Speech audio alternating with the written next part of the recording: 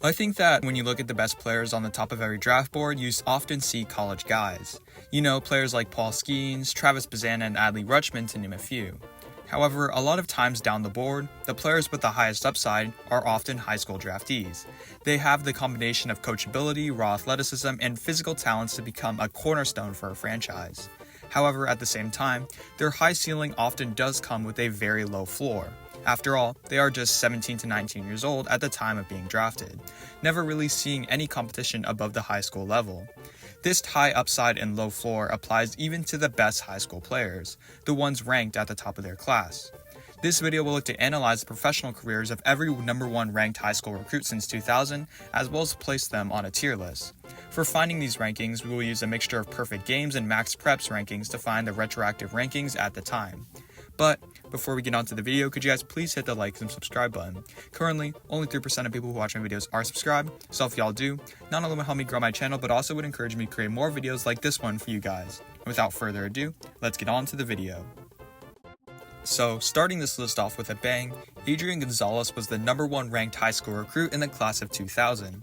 After hitting .645 with 13 home runs as a first baseman in his senior year, coming off of a junior season where he hit 18 home runs, Gonzalez was drafted first overall in the 2000 MLB draft by the Miami Marlins. However, as Gonzalez was getting acclimated to professional baseball, a wrist injury put his entire career in jeopardy. The Marlins were so terrified by this injury that they ended up shipping him as part of a package to the Rangers for veteran closer Ugueth Urbina, who would end up playing a huge role down the stretch for a championship-winning team in the Marlins with a 1.19 ERA. However, Adrian Gonzalez was now a Ranger, and he would recover from said wrist injury, and slowly progress through the minor leagues until he made his major league debut in 2004. For the next 2 seasons, Gonzalez would bounce between the minors and major leagues before being traded to the San Diego Padres, where the now 24-year-old would begin to break out as one of the best players in all of baseball. Playing 5 seasons in San Diego, Gonzalez would rack up 3 All-Star appearances, 2 Gold Gloves, and a 4th-place MVP season in 2010. Gonzalez had a lethal eye at the plate, and the power that he showcased in high school re-emerged, with 4 straight seasons of 30-plus home runs, including a 40-homer season in 2009. Following his Padres stint, he was traded to the Red Sox in a package that included Anthony Rizzo, where he posted one of his best seasons yet in 2011, with a .311, .410, .548 slash line with 27 home runs and another Gold Glove. However, the Red Sox and Gonzalez posted a down year in 2012, and he was traded in August to the Los Angeles Dodgers, where he finished out the rest of his peak with multiple down-ballot MVP seasons and another Gold Glove and Silver Slugger in 2014. Altogether, Gonzalez had over 2,000 hits and 300 home runs, was a 5-time All-Star, 4-time Gold Glove winner, and 2-time Silver Slugger. For someone whose career was in jeopardy before it even began, Gonzalez had an amazing career and deserves a rank. Now, you may be wondering, why is a borderline superstar for multiple seasons like Gonzalez not an S tier? Well, for every number 1 overall high school recruit, there's huge expectations for one's potential, and S tier is reserved for some of the best players to ever play the game. Players like Joe Mauer. Similar to Gonzalez, Mauer was drafted number 1 overall after being the number 1 ranked high school recruit in the country, batting over .600 with 15 home runs as a catcher, and only striking out once in his entire career. Coming out of Creighton Hall High School in St. Paul, Minnesota as both a baseball and football star, Mauer had the privilege to be drafted by his hometown Twins in the 2001 MLB draft. He didn't really miss a beat either since being drafted. Storming through the minor leagues to become one of the best minor league prospects of all time, he made his major league debut after an A.J. Pierzynski trade in 2004. And once in the major leagues, Mauer showcased 2 factors that would dictate his entire major league career. For one, his elite bat-to-ball skills played at the major league level. He batted over .300 with a strikeout rate of only 13%. However, he also had a knee injury that limited him to only 35 games, and similar lower body wear and tear that would haunt him for the rest of his career. However, when he was healthy and on the field, Mauer was one of the best players to ever do it. The 6-time All-Star's best season came in 2009, where Mauer won the batting title, led the league in on-base percentage, won an MVP, Gold Glove, and Silver Slugger with a career-high 28 home runs and 7.9 BWAR in just 138 games. One of the best seasons of all time by an individual player. And if it weren't for concussions and general wear and tear on his lower body, limiting him to first base following the 2013 season, Mauer would be in conversations as one of the best catchers to ever do it. However, his peak was still amazing, and he was elected into the Hall of Fame in February 2024 and is an easy S tier for my rankings. Now, moving on to the 2002 class, left-handed pitcher Scott Kazmir barely nudged out guys like BJ Upton and Jeff Francoeur for the #1 overall high school recruit in 2002, going on to be selected 15th overall by the New York Mets after pitching to a .37 ERA with 172 strikeouts in just 75 innings in his senior year, with 5 no-hitters in his entire high school career. Kazmir looked like the next big pitching prospect. He was considered around a top 10 prospect in all of baseball as a starter for the next 3 seasons, absolutely tearing up the lower levels of the minor leagues. However, in a controversial move, he was traded to the Devil Rays for veteran starter Victor Zambrano in the middle of the 2004 season. Now a Ray, he made his debut late into the season and struggled, but he did bounce back in the 2005 season with a very respectable 3.77 ERA and a 9th place Rookie of the Year finish. In 2006, he became an All-Star at just 22 years old, with an ERA in the low 3s, and the Mets worried that they traded the next superstar pitcher. However, despite 2 more great seasons after that, having an ERA under 3.5 and leading the league in strikeouts in 2007, Kazmir would just never really solidify himself as a Hall of Fame-worthy pitcher. He struggled in 2009 en route to a trade to the Angels, where injuries and underperformance would lead him to just 4 underwhelming seasons where he averaged less than 50 innings a year. His stuff diminished, Kazmir would become a middle-of-the-rotation journeyman for the next 2 seasons, getting 1 more All-Star appearance before playing independent ball and pitching 11 innings for the Giants in 2021. Altogether, Kazmir owns an ERA just above 4 and was a 3-time All-Star. Injuries aside, Kazmir careers goes in B tier. And while the first 3 #1 overall high school recruits have all been multiple-time All-Stars with a ton of accolades under their belt, 2003's Ryan Harvey reminds us how tough it is to really be a major leaguer. Standing at 6'5" and 192 pounds, Harvey had the frame to be one of the premier power hitters in all of baseball. He had jaw-dropping power and his 98th percentile speed using his long strides, which he used to play excellent center field. The Cubs were enamored by this skill set and used the #6 overall pick in the 2003 MLB draft to go grab him. Harvey's career in the lower levels of the minor leagues started out well. He was one of the top prospects in baseball for the first 2 seasons with 14 home runs in 60 games in 2004 and 24 home runs in 117 games in 2005. However, this was still in Single A, and strikeouts would be the prevailing factor that would simply not be fixed. He showcased little improvement year over year and struggled mightily in 2007 and 2008 in Double-A and High A before being released by the Cubs at just 23 years old. The Rockies took a chance on him, but they too released him after stalling out in Double-A. He took a chance in Independent League, but ultimately his career just never took off, and while you have to give him credit for sticking with the game, he unfortunately just never made the major leagues, and his career has to go in F tier. Now moving on to a very interesting pick in 2004, Homer Bailey was the cream of this year's crop after posting a jaw-dropping 201 strikeouts in just 91 innings with a .63 ERA. Standing at 6'4" and 185 pounds, he had an ideal frame for a starting pitcher, and the Reds took him with the 7th overall selection in that year's draft. Bailey struggled at first in the minor leagues, but back-to-back great seasons in 2006 and 2007, where he posted ERAs of 1.59 and 3.07 respectively, made him one of the consensus top prospects in all of baseball. He made his debut that season in 2007, where he began his stint of 12 seasons with the Reds. His best stretch came in 2012 and 2013, where he pitched 200 innings in both seasons with an ERA under 4, including 2 no-hitters during that time period. However, he was shut down in 2014 with arm fatigue after another strong season, and was a middle to back-end starter for the rest of his stint in Cincinnati and beyond. Altogether, he pitched 245 games and pitched over 1,400 innings to a 4.56 ERA.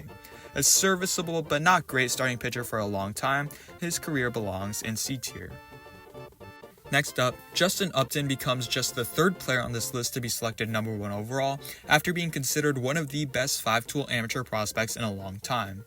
Drafted by the Diamondbacks in 2005, it only took about 1.5 seasons before he made his major league debut, joining the playoff D-backs in 2007 after an injury to Carlos Quinten, and as a 19-year-old, Upton understandably struggled that season. However, in 2008, Upton won the right field job as a 20-year-old and was still kind of raw, with an untenable strikeout rate near 30% for that season, but he also showcased flashes with an OPS plus of 107. For the next 4 seasons with the D-backs, Upton was a productive but inconsistent bat. He was an all-star in 2009 and 2011, batting over .300 and hitting 26 and 21 home runs in each of those seasons. However, they are sandwiched in between 110 OPS plus, more league average seasons. Upton was radiating talent but just needed to put it all together, and the frustrated D-backs ended up trading the talent to the Braves for a package of 5 prospects. After playing 2 good but not great seasons for the Braves alongside his brother BJ, he was traded again to the Padres in a package that included Max Fried, where he became an all-star once again and a Gold Glove finalist before leaving in free agency to the Tigers and being traded to the Angels, where he played out the rest of his career. Altogether, Upton played 16 seasons in the major leagues, many of them as a very productive player. He collected 4 All-Star appearances, 3 Silver Sluggers, and some MVP votes. A very productive career. I'm going to put Upton in B tier. Son of Cy Young Award winner Doug Drabek, Kyle Drabek's two-way prowess on the mound and at the plate led to him becoming the #1 ranked player in the class of 2006, beating out guys like Clayton Kershaw and Dylan Betances. Drabek would end up being drafted by the Phillies in the first round as a pitcher, and he struggled in the lower levels of the minor leagues en route to a trade to the Blue Jays for Roy Halladay. Drabek and the prospects acquired with him, Michael A. Taylor and Travis d'Arnaud, had a lot of eyes on them as a returning package for a future Hall of Famer, but Drabek specifically as the only pitcher had immense pressure put on him. However, although he did become a top prospect in 2009 and 2010, he would never really get settled in as a regular piece in the rotation. His best season came in 2012 at 24 years old, where he started 13 games with a 4.67 ERA, but besides that, he was pretty much a full-time minor leaguer with the Blue Jays, White Sox, and D-backs. Altogether, Drabek is about replacement level with a 5.26 ERA in 43 career games, and that deserves D tier. Moving on to 2007, we have one of the more polarizing players on this list in Rick Porcello, who barely nudged out guys like Jason Hayward, Madison Bumgarner, and catcher Mike Moustakas. Porcello, standing at 6'5", had a great build for a future starting pitcher, and his stuff was advanced for his age, even though his fastball usually only sat in the mid to low 90s. Due to bonus demands, he almost didn't get drafted in the first round, falling to 27th to Detroit and signing at the last second. At first, Detroit looked like it got a steal in the first round. At only 20 years old, Porcello made his debut in 2009 and impressed, pitching 170 innings to an ERA of 3.96 and finishing 3rd in Rookie of the Year voting. However, following that amazing, promising season, he would begin to show his young age, exuding inconsistency with the Tigers for the next 4 seasons, before rebounding in 2014 at only 25 years old by pitching over 200 innings to a 3.43 ERA. After that season, Porcello, who was on the last year of his contract with the Tigers, was traded to the Red Sox for Yoenis Cespedes and prospects. And while 2015 was underwhelming, Porcello showcased that potential we saw in high school in 2016, pitching over 220 innings to an ERA of 3.15 and winning the Cy Young Award. However, outside of that good 2016 season, his tenure in Boston was in large part a disappointment. He is a middle to low-end starting pitcher for the large portion of his tenure in Boston and left unceremoniously in 2019 for one more poor season in 2020.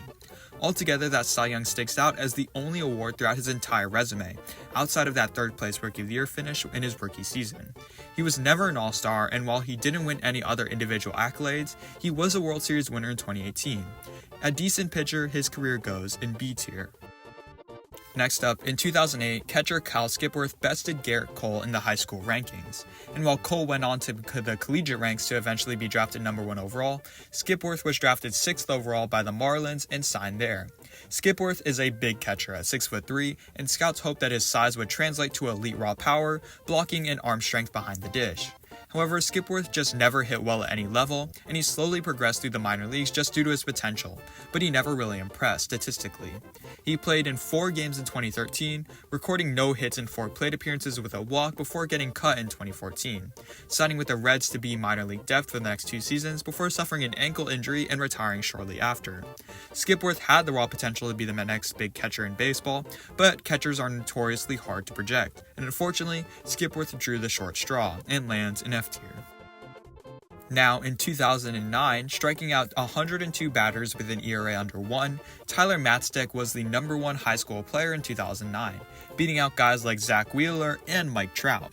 Matzek's numbers and repertoire from the left-handed side led him to being drafted 11th overall by the Colorado Rockies, where he initially impressed with a 2.92 ERA in 18 starts in the lower levels of the minor leagues, becoming the Rockies' top prospect.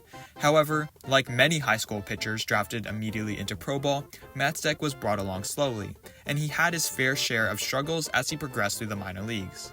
It wasn't until 5 years after he got drafted that he made his major league debut, impressing with a 4.09 ERA in 19 starts in Coors Field. In 2015, Matzek was poised to be the starter for the major league club, but a mixture of command concerns and injuries limited him to just 5 starts across that season and converted him to a full-time reliever for the 2016 season and beyond, all in the minor leagues where he struggled and was eventually released.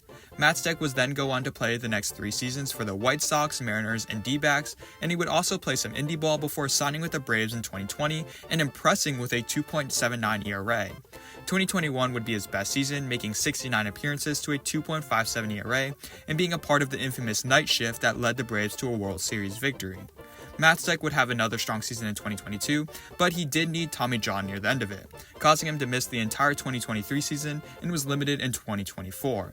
Matzek then signed a minor league contract with the Yankees in 2025 and has played a tad bit for them. At this moment in his career, bolstered by that 2020-2021 run with the Braves, he goes in C tier.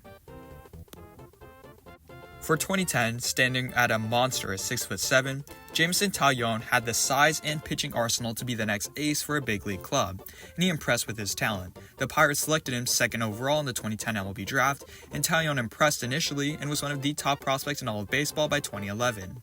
He was on the cusp of making his major league debut at 2014 at only 22 years old, but he ended up needing Tommy John surgery that costed him the entire season.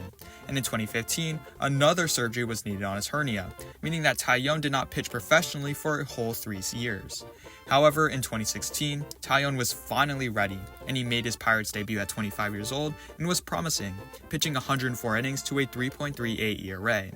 In 2017, he was diagnosed with cancer that caused him to miss a couple of months, but he was still great considering the circumstances with an 8-7 record in 25 starts.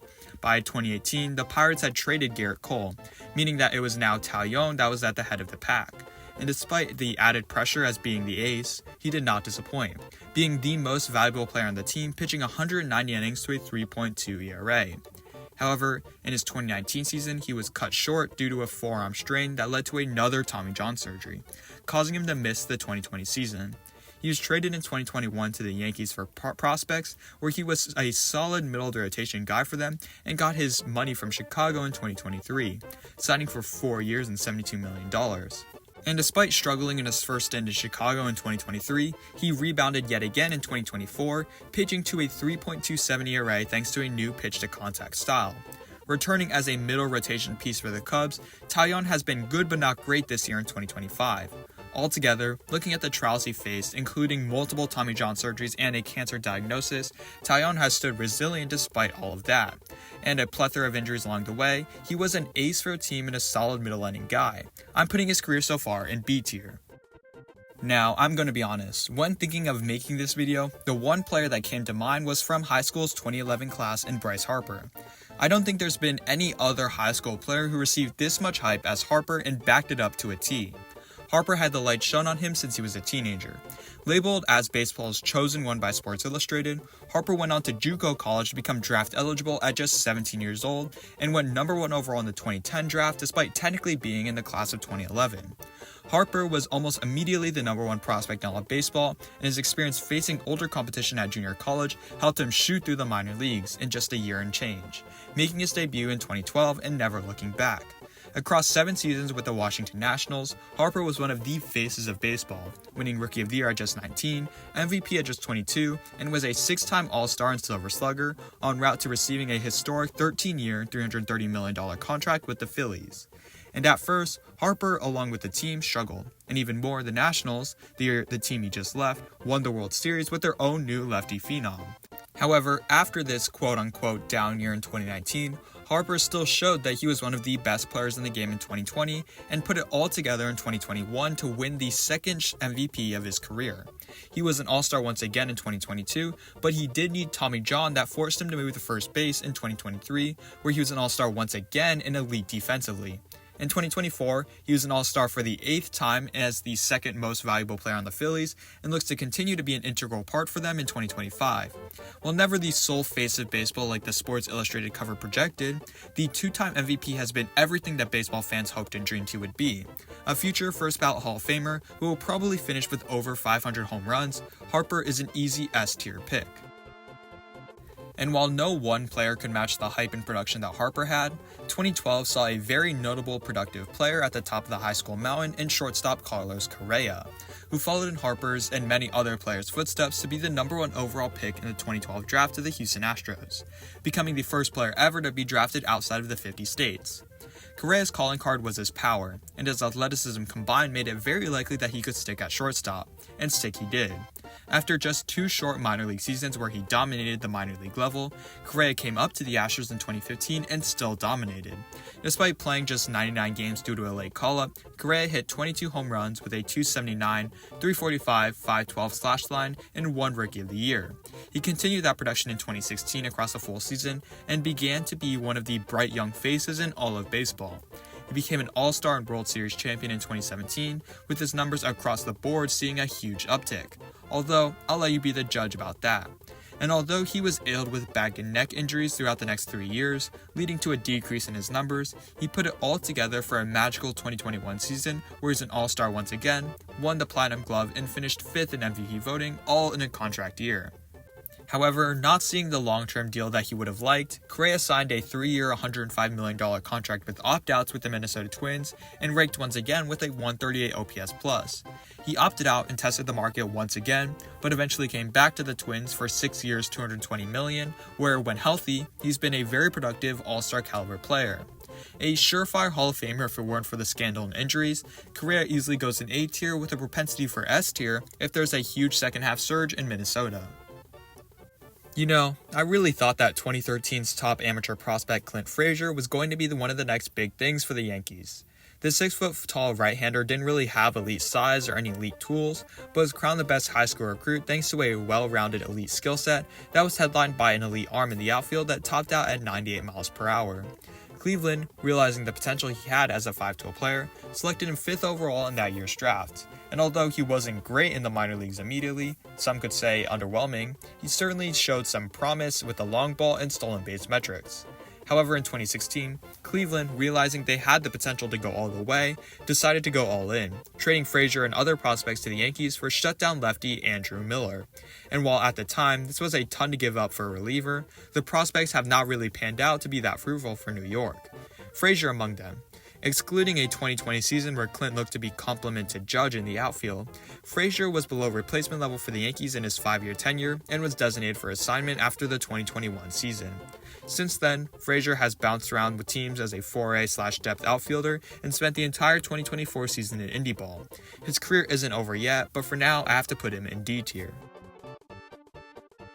In 2014, Brady Aikan was selected as the best amateur prospect.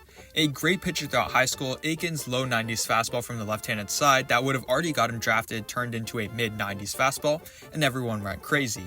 The Astros selected the 6'4" southpaw #1 overall in 2014, but after it was revealed that he had elbow inflammation in his throwing arm, they adjusted their signing offer and he went unsigned, eventually being drafted by Cleveland with a 17th overall selection in the next year's draft after getting Tommy John surgery on that elbow in February of that year.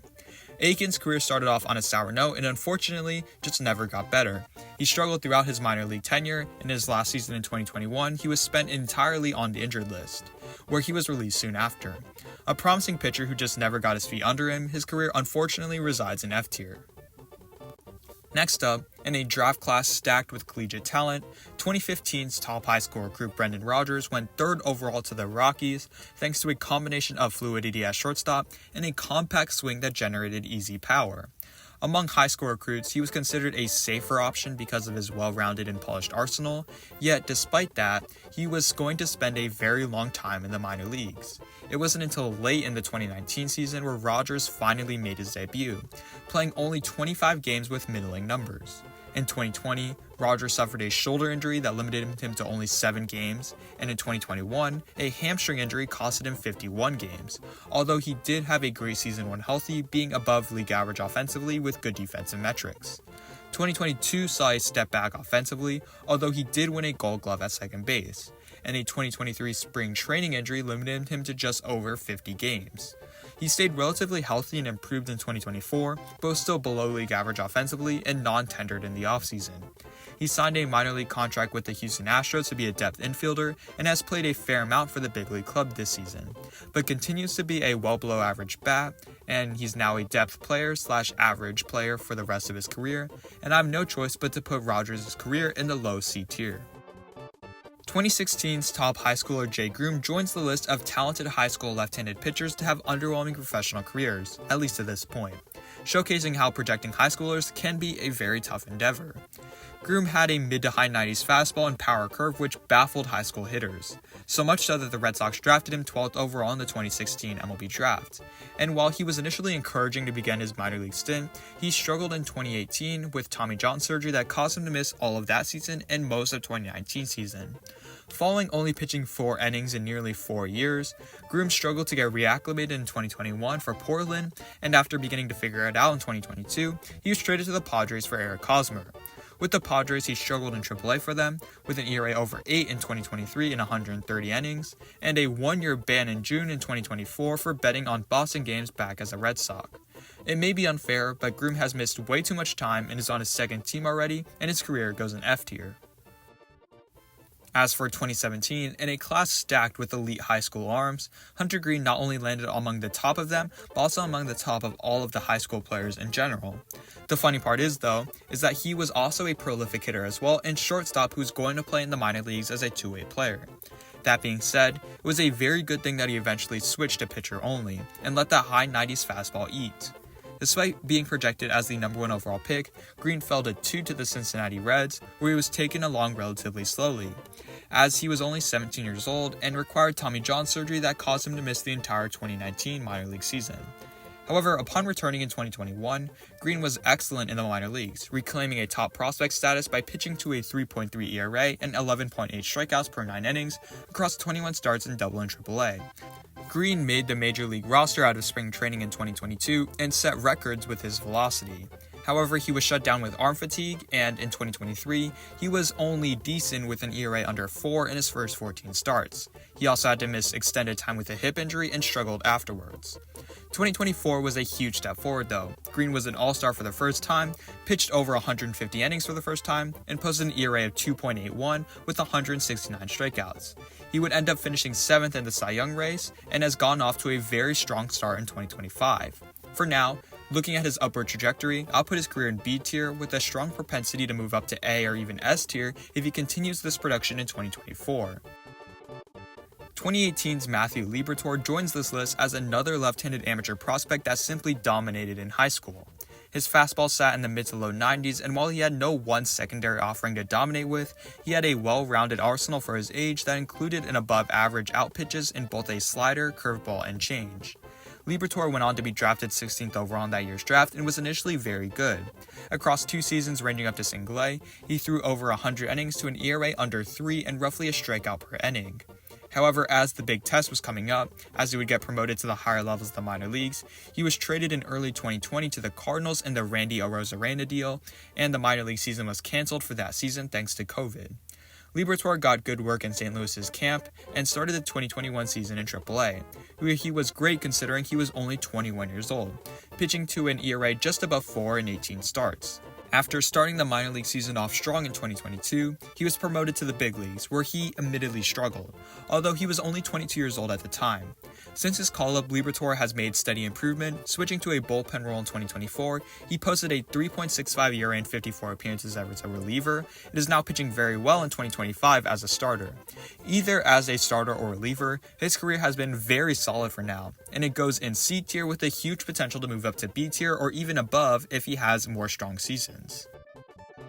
And in a stacked 2019 high school class featuring guys like Riley Greene, Gunnar Henderson, Corbin Carroll, and CJ Abrams, no better among them to represent the cream of 2019's crop than shortstop Bobby Witt Jr. Witt Jr. was considered one of the best 5-tool prospects of the 2010s. He had elite athleticism, which was a plus on the base paths and defensively at shortstop, and his bat was projected initially for 20 home runs with a very good bat-to-ball skills. Witt Jr. would go on to be selected by the Kansas City Royals 2nd overall and really never looked back since. He would become the #1 overall prospect by 2022 after hitting 33 home runs the year prior, so the power, which was widely considered the weakest aspect of his game, improved dramatically since he was drafted, and he would go on to make his debut as the starting shortstop that season. Witt Jr. showed some promise in 2022, but was ultimately underwhelming. He finished 4th in Rookie of the Year voting with a 2020 season, but was a negative defensively and inconsistent with his contact. However, in 2023, Witt Jr. improved his defense dramatically over the offseason and became a plus defender, while also improving his offensive game simultaneously. He would go on to post a 30-homer, 49 stolen base season to finish 7th in MVP voting. However, 2024 would be where he cemented himself as one of the best players in the league. Witt Jr. would continue to be a great defender, and he also took another step forward offensively, slashing .332, .389, .588 with 32 home runs and 31 stolen bases in 161 games. For a surprise Royals team, Witt Jr. carried them on his back for huge stints of the season, and is a cornerstone player in every aspect of the game. After finishing 2nd in MVP voting in 2024, Witt Jr. has gotten off to another strong start in 2025, and I see no reason for him to have a Hall of Fame caliber career. However, a lot can happen, and for now, I have to put him in A tier. As for the last 5 players, I have to put them in the too early to tell tier, as they're either knocking on the door of potential playing time or are still in the minor leagues. Zach Veen was a power-hitting lefty outfielder drafted 9th overall by the Rockies in 2020. He's a solid runner and good defender in the outfield with 30-homer potential at Coors Field, but he does have strikeout issues. He's played in 343 games across 4 seasons in the minor leagues with good but not great numbers, and has had 34 struggling plate appearances for the league-worst Rockies. Similarly, 2021's Brady House is in the mix for the Nationals' third base job for the 2025 season and beyond as a power-hitting righty. He's clubbed 19 home runs across 129 games in AA and AAA in 2024 and has good defense. Next up, after selecting House 11th overall in 2021, the Nats would select the best high schooler again in 2022 in Elijah Greene 5th overall. Greene was profiled as a prolific bat but has admittedly struggled since being drafted, with an OPS below .675 in 201 games in the lower levels of the minor leagues. However, he's only 21 years old, so there's still a ton of time for him to develop into something. 2023's top high schooler Walker Jenkins is the best prospect in a very good Twins farm system at the moment. After being selected 4th overall, Jenkins has been a very productive bat with an OPS in the high 800s across 108 games, ranging all the way up to AAA. Lastly, 2024's top high schooler PJ Morlando is a well-rounded outfield prospect that went on to be selected 16th overall in last year's draft. He began the 2025 season in Single A with very nice on-base numbers in a very small sample size. Overall, examining these high school prospects showcases that even though some of these guys rank among the top of their class and ooze a ton of potential, that it is still an inexact science when it comes to projecting a player's careers. There's always the risk of injury or not adjusting to the minor leagues. And looking at trends, pitching continues to be the hardest position to project. There's just so many injuries that occur over a pitcher's career, especially with how many pitches that they'll throw in their careers, and nonetheless, analyzing these players' careers was incredibly interesting, and I look forward to the next 25 years to see how the future of high school baseball shifts to give Major League Baseball new talent. Thank you so much for watching. Remember, if you enjoyed, please like, share, and subscribe, and comment down below new videos. Ideas, maybe I'll do one where I look at the top collegiate prospects from every draft class and look at how they compare to these high school players, but let me know in the comments down below. If you like these kinds of longer form videos, just let me know. They do take more time to make, but I found it incredibly satisfying to make this video, and I will have to check during the editing process if this ends up being my longest video to date. Nonetheless, I will see you guys in the next one. God bless.